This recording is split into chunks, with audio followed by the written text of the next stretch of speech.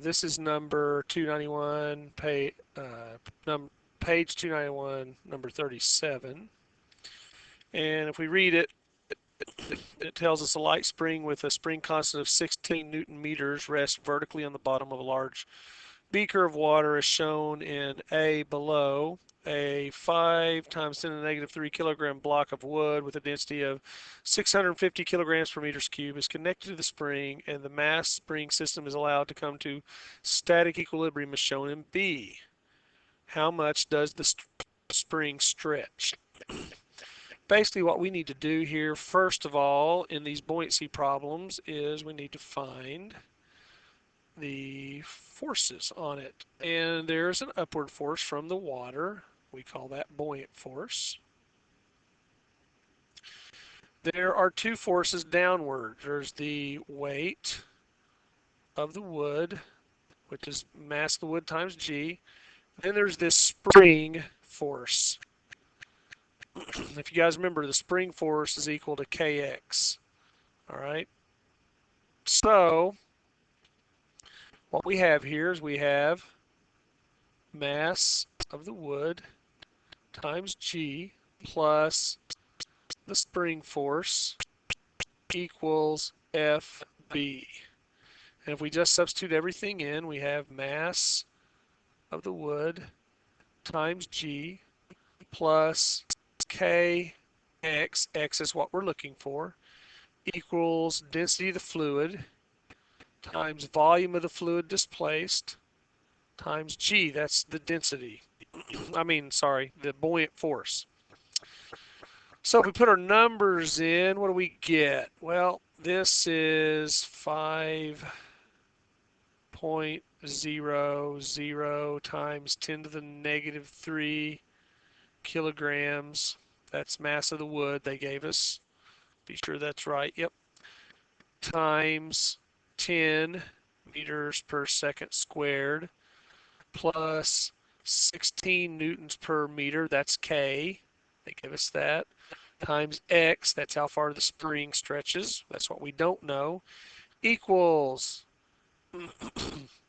the density of the fluid, which is 1,000 kilograms per meters cubed, times V. Now V I know, but I don't know yet.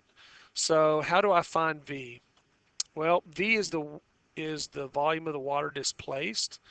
And if you'll remember, density equals mass divided by volume, or volume equals mass divided by density. Well, it just so happens that the volume of the water displaced is equal to the volume of this piece of wood. So can I find the volume of the wood? Can I find the volume of the wood? And I can, because I have the mass of the wood. They gave me that. Times 10 to the negative 3 kilograms. Do I know the density of wood? Yeah, they gave me that. 650 kilograms per meters cubed. And when I work that out, I get volume in meters cubed, and that's what goes here. And if you work it out, you get a really small number. Most volumes are going to be really small if you got regularly shaped objects, because a meter cubed is huge. So this is going to be, I got 7.69 times 10 to the negative 6th meters cubed. That's what I got for the volume when I figured out the volume of the wood. And then times our good old G, 10 meters per second squared. And so over here, if I work this out, I get 0.0769. And that's going to be newtons.